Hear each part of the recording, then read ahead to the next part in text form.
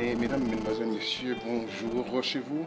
Nous sommes au Club Presse, à l'hôtel Pillman, bien sûr. Nous avons des endroits spécifiques pour travailler dans le journalisme. Nous sommes aux alentours de 650 journalistes qui travaillent ici, accrédités ici. Je suis avec une personne qu'on ne présente plus, monsieur, bien sûr, Martin Sali. Martin Sali, dans quelques jours, dans 3 jours, spécifiquement, il y aura un sommet.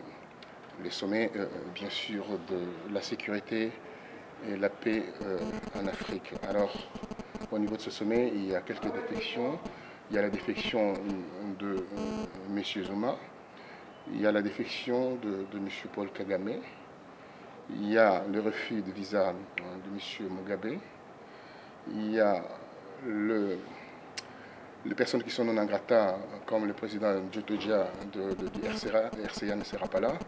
Le président Anjoal de Madagascar ne sera non plus là. Monsieur le président de la Guinée-Bissau ne sera pas non plus là parce que c'est des putschistes qui ont pris le pouvoir par la force. Et bien sûr le président égyptien. Voilà, les Congolais vont se mettre en rang rangé pour faire barrage à celui qui va représenter la RDC, l'imposteur Joseph Kabila, qui porte le nom de Joseph Kabila, qui sera là, c'est confirmé parce qu'on a eu des séances de travail. Demain, le 4, nous avons un briefing de travail pour tout boucler avec le conseiller de l'Élysée. Alors, monsieur Martin Sali, que voyez-vous cette présence de Kabila ici? Oui, merci pour la question. Je dis d'abord bonjour à tous les compatriotes qui nous regardent en ce moment. La présence de Hippolyte Kanambe, alias Joseph Kabila, ici en France, c'est trop gênant et c'est la honte pour la France. Pourquoi je dis la honte pour la France? Le président français, M. François Hollande, il avait bien précisé, quand il aura le pouvoir, il avait promis avant les élections qu'il ne va pas collaborer avec tous les dictateurs sanguinaires de chefs d'État africains. Même son dernier discours au Sénégal, bien entendu à Dakar, oui, spécifiait clairement aussi cela. Oui, il avait bien dit ça. Et la population, donc la majorité de peuples africains, nous avons eu un peu l'espoir par rapport avant son mandat, parce qu'il y a les Français africains aussi qui l'ont voté, qui l'ont élu.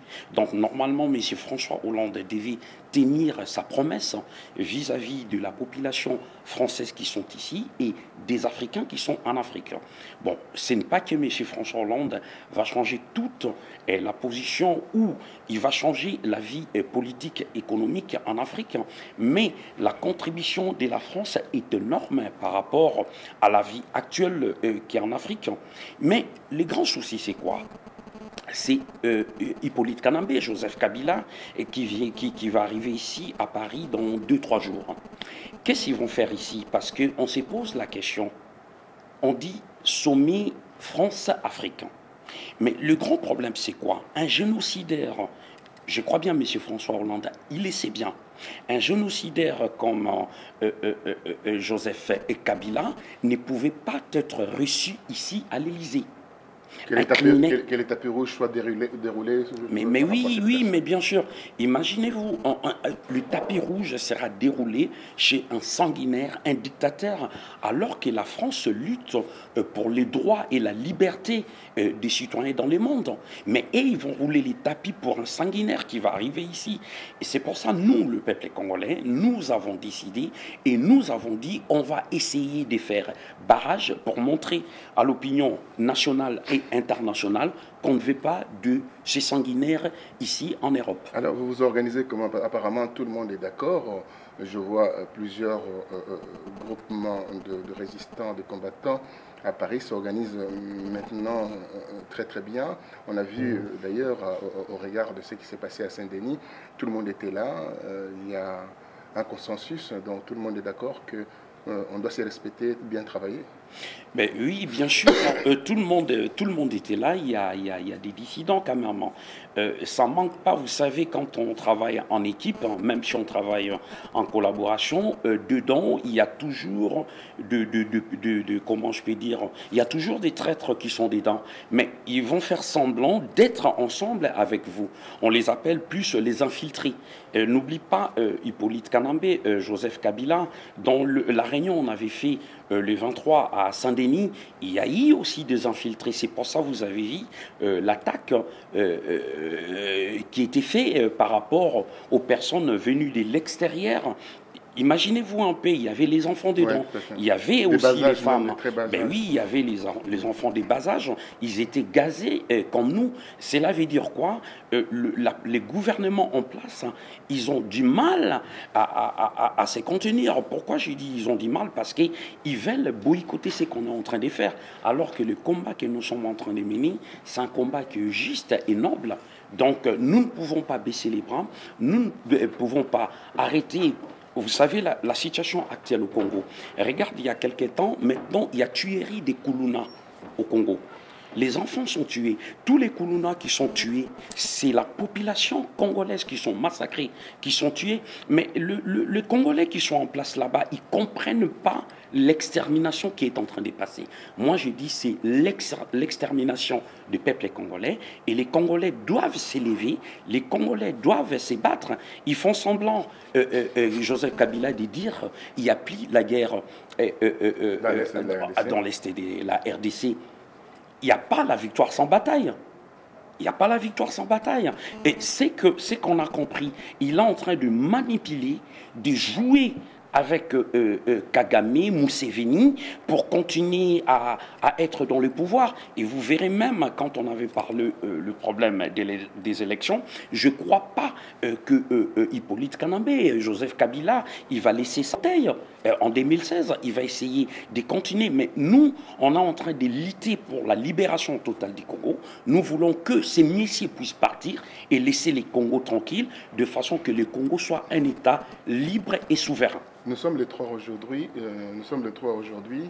On s'organise tous, hein, le journaliste, le résistant, le combattant, les gens qui sont épris de justice, de droits de l'homme. D'ailleurs, tous ces leaders de droits de l'homme, parce qu'on ne peut pas parler leader de droits de l'homme. Quand on est épris de justice, forcément, on doit passer aux droits de l'homme.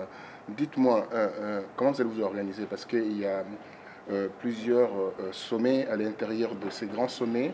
Il y a les sommets africains de la sécurité, bien entendu, mais à travers ces sommets, il y a bien sûr de mini-sommets à l'UNESCO, au ministère de l'économie et aussi dans des institutions assez importantes. Comment vous allez vous organiser? Vous êtes combien pour que vous puissiez barrer la route à ces imposteurs? D'ailleurs, il y aura une quarantaine de présidents élus en Afrique, quelques-uns mal élus. Comment vous allez vous organiser? Au départ, c'est que je vais dire, je suis congolais, mais je suis panafricain. Voilà. Donc, il n'y a pas que les Congolais qui seront là sur place. La majorité de chefs d'État qui seront là, bon, comme on dit, la majorité, c'est des dictateurs présidents africains et qui seront reçus à l'Élysée. Et maintenant, l'ensemble de panafricains ou les Africains, nous serons tous debout. Il n'y a pas que les Congolais. Et au niveau de l'organisation du panafricanisme, on va essayer avec cette solidarité d'être ensemble, de faire des sit-ins, de faire des marches, de faire des actions pacifiques, des actions musclées pour montrer, comme j'ai dit tout à l'heure, qu'on ne veut pas de ces gens-là. Mais on ne peut pas empêcher les sommets qui puissent avoir lieu. Mais normalement, on va leur montrer que nous sommes mécontents par rapport à l'Afrique entière, parce qu'il n'y a pas qu'au Congo, il y a mort d'hommes ou des viols des femmes et des enfants. C'est partout en Afrique. Si aujourd'hui l'Afrique souffre, c'est à cause de l'impérialisme, à cause du néocolonialisme, à cause des Occidentaux. Et nous sommes là pour revendiquer, pour dire stop au massacre, stop au viol, stop au pillage, par rapport à la souffrance qui est en train de perdurer l'Afrique jusqu'aujourd'hui. Et alors, tous les panafricains, nous serons debout les 6 et les 7 pour acclamer haut et fort par rapport à tous les injustices qui sont en train de passer en Afrique. Très bien. Donc, vous avez déjà un programme bien établi. Vous êtes surbooké même d'ailleurs avec tout ce qui va se passer. Dites-moi, vous avez parlé des actions pacifistes, ou pacifiques, pardon. Ces actions-là vont être menées, bien sûr, mais que je sache, vous êtes quand même sous contrôle judiciaire par rapport à cette affaire de Badivé. Comment vous allez vous organiser? Vous allez, si vous êtes arrêté, vous vous trouverez en prison. Et d'ailleurs, cette histoire-là, comment ça se passe aujourd'hui? Là, vous répondez à la première question et vous me dites comment ça se passe aujourd'hui. Bon, le problème, moi j'ai dit, c'est pas les problèmes de la personne que vous avez citée, mais moi je crois que ce sont des personnes envoyées par Hippolyte Kanambe, Joseph Kabila, parce que ces gens-là, ils sont en train de travailler pour lui. Il n'y a pas que la personne, vous avez dit, il y a JB Mpiana, il y a autant qui sont actuellement, ils veulent faire la propagande d'Hippolyte Kanambe ici, précisément en France et en Europe. Nous, on continuera à faire barrage. On n'a pas peur de la mort, on n'a pas peur des arrestations, on n'a pas peur aussi de passer au tribunal, parce que le combat qu'on est en train de mener, c'est un combat qui est juste pour la libération du Congo. Si nous voulons libérer notre pays, il faut qu'on se bat, il faut qu'on résiste contre la force d'occupation, il faut qu'on défende notre pays. Et comme j'ai dit tout le temps, et c'est l'article 63 et 64 de la Constitution de la République démocratique du Congo qui explique que nous avons droit et les devoirs de défendre notre mère patrie qui est le Congo. Et nous devons résister et combattre tous les imposteurs qui sont tout autour d'Hippolyte Kanambe, juste pour chercher l'argent. Et c'est pour ça qu'ils sont en train de faire des trucs comme ça. Et c'est malheureux. Nous pensons plus à plus de 10 millions de morts au Congo. Autant de femmes violées, des enfants, des mamans, même actuellement, il y a les viols ici des hommes. Et surtout, il y a les pillages des richesses, l'infrastructure du Congo. Si on voit tous les problèmes qui se passent au Congo, c'est à cause de l'imposteur qui est là, Hippolyte Kanambe. Répondez à ma question. Oui. Qu'est-ce que vous allez faire, comme je dis? Et cet homme qui vous a traîné au tribunal avec un de responsables de PPRD, oui, que vous soyez judiciairement dans les capacités de mener vos actions, comment vous allez contourner un peu ce contrôle judiciaire, en fait? Mais bien sûr, monsieur le journaliste est là, nous avons deux avocats. Nous avons des avocats. Les gens pensent que nous ne sommes pas structurés ni organisés. Effectivement, même si on n'a pas assez des moyens, mais la résistance congolaise, les combattants, nous sommes organisés. Nous avons des avocats qui vont intervenir ces jeudis au tribunal de grande instance de Paris. Et donc, parce que déjà, il y a eu des échanges, des paroles. Entre vous et Badivé, je crois. Oui, la personne, oui. Ouais. Il y a eu les échanges des paroles. Sauf qu'il faut dire au peuple, ce qui m'avait poussé à dire ces paroles, c'était pendant mon arrestation. C'est les policiers qui étaient juste derrière moi. Il a poussé la personne à venir avec son caméra pour me filmer. Avant d'insulter ou dire les choses que j'avais dit, je dis au monsieur, vous êtes un agent de l'ordre et non, vous n'êtes pas un agent des désordres. Donc, il faut dire au monsieur d'arrêter de me filmer. Et comme le policier avait autorisé la personne en question, le PPRD, le kabiliste là, de me filmer, là, ils m'ont poussé au bout pour essayer de sortir ce que j'avais sorti. Bon, vous l'avez sorti par 3 fois. En France, on sait bien quand vous sortez une fois la chose, donc c'est par le fait de la colère, mais quand on vous le dit 2 ou 3 fois, oui, donc vous le savez... C'est réitéré. Voilà, donc on l'appelle des menaces réitérées. Mais tout cela, l'organisation est faite par l'imposteur qui gère la RDC. Il veut absolument désorganiser les combats, afin que le leader, les têtes d'affiche, on voit toutes ces têtes d'affiche qui sont convoquées dernièrement au tribunal pour avoir une certaine pression. Vous savez, cette affaire de l'ambassade, après cette affaire de l'ambassade, il y a votre affaire. On se rend compte autour du combat, il y a une pression judiciaire pour tout fait dans l'œuf, le combat. Alors, moi, je vais aller avec ce que vous avez dit tout à l'heure. Il y a une quarantaine de présidents qui seront en France et quelques-uns qui sont mal élus. Et vous avez une réunion panafricaine ici à Paris. Comment ça va se passer? Ben oui, l'organisation, c'est aujourd'hui, à partir des 18h, on a trouvé une salle, s'est rencontrer tous les leaders, les responsables panafricains.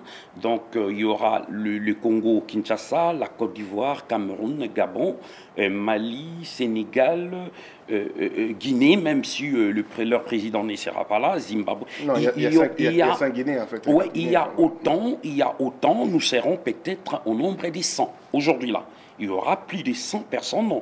Je suis parmi les responsables du panafricanisme. On va essayer d'élaborer, on va essayer de parler sur ça, sur l'avenir de ces présidents-là et les solutions qu'on va trouver. Aujourd'hui, on va essayer de transmettre, donc chaque responsable, il va transmettre à ses compatriotes les solutions ou la résolution qu'on va trouver aujourd'hui, comment on va faire à partir d'ici ça. Alors, voilà. d'aucuns disent que pour que cette manifestation, enfin, cette forme de contre-attaque soit un succès, il faut au moins 5000 personnes dans Paris. Est-ce que vous êtes capable de réunir 5000 personnes? Parce que vous avez fait un gros succès à l'université de Saint-Denis avec plus de 350 personnes. Déjà, ça a monté jusqu'à 400 parce que certains repartaient parce qu'il n'y avait plus de place dans la salle. Est-ce que tu es au courant de ça quand même? Les gens repartaient. Et comment vous allez vous trouver avec eux? Comment vous allez vous organiser pour trouver 5000 personnes, 5000 manifestants, 5000 combattants, 5000 panafricanistes? Oui, mais je crois qu'il y aura plus de 10 000. Là, vous avez dit 5 000, mais nous, on compte faire plus de 10 000. On va essayer de sortir plus de 10 000 ou 15 000, voire même 20 000, pourquoi pas, parce que nous serons pas, il n'y aura pas que les Congolais, c'est les Africains. C'est les Africains qui seront dehors, c'est les Africains qui vont crier haut et fort. Les Africains, ils vont dire, il y en a marre par rapport à la souffrance actuelle qui est en train de perdurer en Afrique, par rapport à la crise politique, la crise économique qui se passe au pays. Et nous sommes obligés de mobiliser et de sensibiliser tous les Africains à partir. Déjà, on a commencé, c'est un travail, on l'a commencé, ça fait bientôt 2 semaines, on a commencé à parler. Si vous avez vu au mois de septembre, le 28 septembre, on avait fait une grande marche panafricaine. Là, il y avait au moins 5000 personnes, on avait sorti. Et comme il y a la venue de tous les dictateurs sanguinaires qui sont là à partir de ce vendredi, donc on aura encore l'occasion de sortir x2 ou x5 le nombre que vous avez dit. Donc on peut avoir 15 à 20 000. Très bien, 15 à 20 000 personnes. Ouais. Pour aller vers la fin, parce que on souhaiterait, les gens souhaiteraient avoir des infos, de dernières infos concernant cette personne qui a été tabassée. D'abord, en commençant par la première question, qui est-il? Il est de quelle nationalité? Qui l'a envoyé?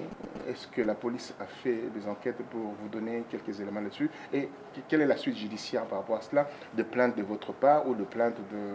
Voilà, comment ça va se passer avec parce que je pense qu'il me semble que ce soit le producteur qui l'a envoyé. Alors, dites-moi un peu, expliquez-moi un peu tout ça. Bon, déjà, on est organisé, les combattants ou les résistants patriotes sont organisés, nous sommes bien structurés. On avait eu l'autorisation pour faire la grande conférence à l'université des Saint-Denis, comme vous avez dit. Il y avait plus de 400 personnes, il y avait beaucoup de gens, et c'était même à l'extérieur, hein, il y avait du monde, tu étais présent, et c'était bien passé, ça s'est bien déroulé. Et c'est à la fin, il y a eu cet incident. Bon, malheureusement, la personne, effectivement, c'est un Haïtien. Parce que, certainement, parce que certains disaient que c'est un Ivoirien, un Camerounais non. C'est un Haïtien. Non, c'est un Haïtien, parce que bon, malgré la personne, il avait fait semblant, il a dit non, il était des passages, alors que c'est faux. Même la police, au niveau des contrôles judiciaires, ils savent, à l'entrée, quand ils sont arrivés, ils savent les nombres qu'ils étaient. Ils étaient à 9, mais quand ils sont entrés, c'était filmé. Et en ressortant, ils sont restés à 8. Donc la personne qui manquait, c'est la personne qui était tombée. Donc les gens, ils ont joué un peu à la légitime défense, mais sauf qu'on ne peut pas faire justice soi-même. Mais le problème maintenant, c'est nous, de notre côté, au niveau des patriotes congolais, nous avons déposé plainte auprès du procureur général de la République, parce que quand on est parti au commissariat, ils n'ont pas trop voulu, quoi. Ils ont juste pris en considération pour le monsieur, mais alors que nous avons droit, et nous avons plein droit de déposer plainte. Là, c'est fait. C'est par les avocats, hein, oui, toujours par les avocats. Là, on était avec lui, donc on a déposé plainte. Il y a la personne qui s'occupe de ça. Donc moi, on me donne juste la situation, mais il y a une personne qui s'occupe de ça, de tout ce qui est justice. Donc, il y a des gens qui s'occupent de ça. Jean-Marie Mboyo, il a loué la salle. Qu'est-ce qui s'est passé autour de lui? Non, c'est pour ça que je dis il était convoqué par la police et par l'OPJ. Ils l'ont entendu. Ils voulaient savoir s'il y avait des témoins. Bon, ça manque pas quand il y a un incident comme ça. La justice est là pour la machine c'est mis en place. Mais sauf que le producteur, moi je vais dire, le producteur de JB, même s'il a envoyé les gens, moi je dis derrière tout ça c'est Kabila. Donc pourquoi je dis c'est Kabila? Avec l'argent on peut tout acheter. Vous croyez les personnes qui sont venues attaquer le combattant? Combien on les a payés? Peut-être pas plus de 1000 euros chacun. Peut-être on peut leur donner 200 euros chacun. Il leur dit, bon, allez foutre juste les bordels. Et comme ça, leur réunion, c'est... Mais nous, on a reçu, malheureusement, ils sont venus à la fin. Et prochainement, nous serons prudents. C'est qu'on fera actuellement quand il y a réunion. On prend l'autorisation, mais on va signaler aussi au commissariat. Au commissariat proche, comme quoi nous avons réunion. S'il y a un problème, donc voilà, nous sommes couverts. Mais à ne pas oublier, nous avons tous les documents administratifs qui nous donnent droit à faire des conférences, des réunions, des sit-ins, des marches, voilà. Oui, alors, pour terminer, pour aller vers la fin, je disais que nous allions notamment vers la fin. Comment ça va se passer? Parce que j'ai appris concernant cet homme, suite à ces coups terribles reçus sur la tête, cet homme développe des séquelles terribles, qu'on appelle séquelles irréversibles. C'est vrai cette histoire? Bon, ça, je ne peux pas confirmer. Non, je ne peux pas confirmer. Je n'ai pas vu la police par après. Je n'ai pas vu la personne. C'est les gens, ils parlent, mais moi, ça, je ne sais pas. Je ne peux pas vous répondre. Alors, très bien. Alors, passons à des choses que vous maîtrisez. Bien sûr, aujourd'hui, le combat est complètement concentré par rapport à ces deux... Enfin, il y a deux événements. L'événement du 6-7 et l'événement du 21. Bon, on parle d'abord de cet événement du 6-7. On sait que c'est ça qui est beaucoup plus important. Pour le 21, vous êtes au courant que Tchimbalanga a fait un référé au tribunal de grande instance de Paris. C'est le 9, là. Le 9, est-ce que vous serez là? Oui, mais oui, bien sûr, c'est une démarche que j'encourage. J'encourage parce qu'il faut attaquer dans tous les sens. Dans tous les sens, les autres ils vont attaquer administrativement, les autres ils vont attaquer judiciairement, les autres ils vont attaquer dans les actions. Donc on est en train de combiner les tout en même temps. Donc Jean-Louis Tchimbalanga, il a fait une action.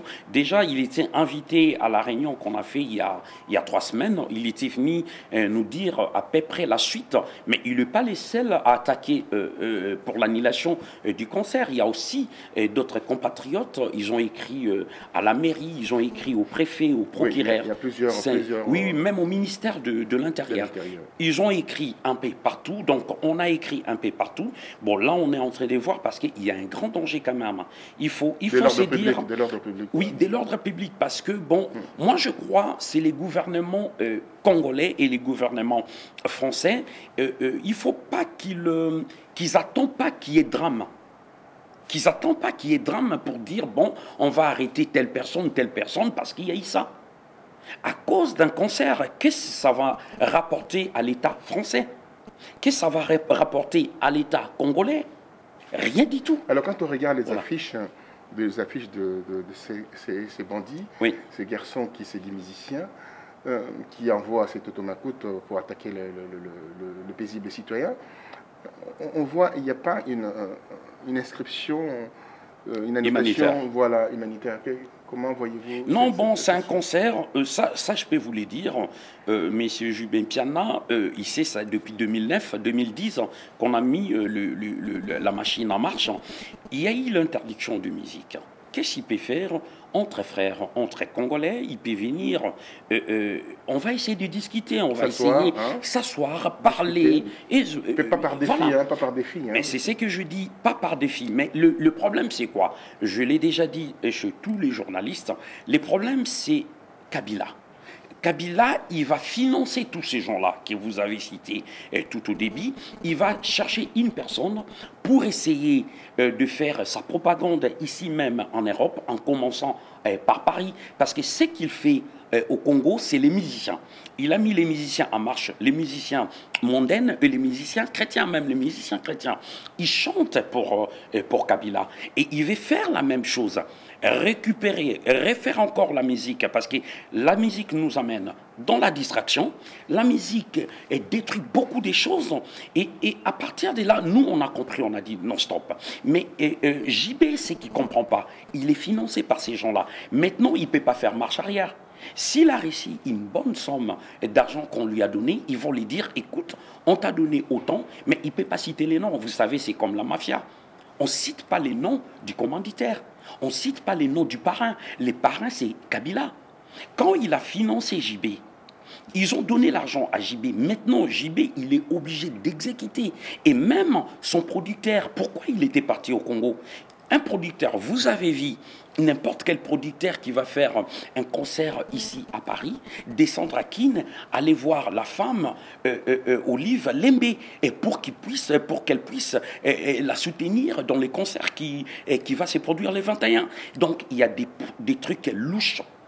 Il y a des trucs louches. Il y a un mélange là. Il y a un mélange de genres. Il y a un mélange de gens qui montre. Qui a la complicité du gouvernement congolais dans les concerts de JB. Oui, sans parti pris, bien entendu, on se rend compte que cette organisation. Enfin, et ils les font par défi. Oui, c'est que ils les font par défi, il faut bien préciser. Ce que j'ai dit tout à l'heure, effectivement, défi par défi, défi contre défi, on se retrouve avec ce qu'il y a eu, bien sûr, à Saint-Denis, et presque la mort d'hommes. Ouais. Alors, c'est vrai que si on regarde la communauté congolaise aujourd'hui, c'est la révolte qui a pris le dessus, le ras-le-bol qui a pris le dessus par rapport à tout ce qui s'est passé. C'est un peuple pacifique, mais on voit avec les humiliations à répétition que voilà, il y a les trop-pleins. Les trop-pleins là a donné ce que nous avons tous vu. Les gens ont condamné ces images, mais je pense qu'il était nécessaire aussi de faire passer ces images. Il était nécessaire. Ce n'est pas ce qu'on appelle en français le voyeurisme, mais en réalité, c'était une prise de conscience, afin que les gens se rendent compte que cette violence va crescendo jusqu'à ce que ça va peut-être ramener des choses extrêmement graves. Ça, c'est un signal fort à l'endroit de ceux qui veulent, bien sûr, foutre les désordres, le souk autour de ces combats, mais le Congolais ne recule plus, comme vous, comme les autres qui sont en train de se battre pour les Congos. Pour terminer, nous sommes le 3, comme je disais, à 3 jours, enfin à 2 jours de ces sommets. Et Kabila arrive le 5 ici, il sera dans un hôtel que je ne cite pas le nom là, devant tout le monde, m'a pris en aparté, vous aurez les noms. Mais je me demande l'accueil qui lui a été réservé. Bon, ça sera un accueil, comme on dit, de confrontation, un accueil, si on veut, de choc entre partis où on protège la République, donc la France va protéger ses hôtes, hein, vous le savez, quand on invite quelqu'un, donc on doit protéger ses hôtes, et il y a la diaspora ou les diasporas qui vont se mettre en face contre cette oligarchie qui vient en France avoir leur essence, avoir leur, si on veut, le quitus pour continuer à servir encore en Afrique. Un mot dans tout ça. Est-ce que vous pensez que ces sommets-là devaient se passer en Afrique ou ici en Europe? Oui, actuellement, les grands soucis, c'est quoi? Les décideurs de ces mondes, c'est la France et l'ensemble des Occidentaux. Quand je dis les Occidentaux, il y a les Américains, les Russes, les Allemands, les Anglais, les Canadiens. Mais le grand souci, c'est quoi? Les sommets, moi je dis c'est le sommet de la honte, ce qui va se passer là. C'est les sommets de la honte parce que ça ne va rien aboutir. Et ça ne va rien changer en Afrique. Qu'est-ce que ça va changer? Moi, je crois, et quand tous ces présidents ils vont arriver ici, ils vont leur dicter une ligne de conduite. Il y aura des alliances qu'ils vont faire, il y aura des contrats qu'ils vont signer. Parce qu'il y a le MEDEF international qui va gérer une bonne partie à Bercy, oui. Et avec des chefs d'entreprise qui vont venir. Oui, mais 650 chefs d'entreprise. Mais oui, mais imaginez-vous, je vous donne juste un exemple. Au Congo, les parcs des Virunga, c'est un parc qui devait être le plus protégé. C'est un parc naturel. C'est l'UNESCO qui s'occupe de ça. Mais aujourd'hui, on a trouvé les pétroles. Là-bas, il y a dans les lacs, il y a les gaz, méthane, butane, tout et tout. Mais le grand problème, c'est quoi? Actuellement, il y a Total. Et ça, je l'ai dit, je ne les cache pas. Il y a Total qui a la même mise au niveau. Qui a signé les contrats. En 2012. Oui, en 2012. Et il y a aussi les Anglais, il y a les Canadiens et maintenant les Américains qui sont là-bas. Dis-moi, mon frère, comment on peut arrêter la guerre au Congo? Comment on peut arrêter tous les crimes, les massacres qui sont en train de passer? Parce que le gouvernement français les savent. Si M. François Hollande veut vraiment aider les Africains, si M. François Hollande veut vraiment aider les Congolais à s'en sortir, à sortir le pays dans les chaos, il doit dire à son homologue, Joseph Kabila, il va dire, écoute, les peuples congolais souffrent. C'est là les problèmes. Je préfère aussi modifier le terme que vous venez d'utiliser, homologue. Je pense que c'était un président usurpateur qui a usurpé les élections de 2011. Hein. Oui. C'est ça que je voulais seulement faire la parenthèse. Homologue, oui, mais il est venu... pour lui, oui. Pour M. François Hollande, c'est son homologue. Oui. Pourquoi je dis? Parce qu'il les reçoit en tant que chef de l'État.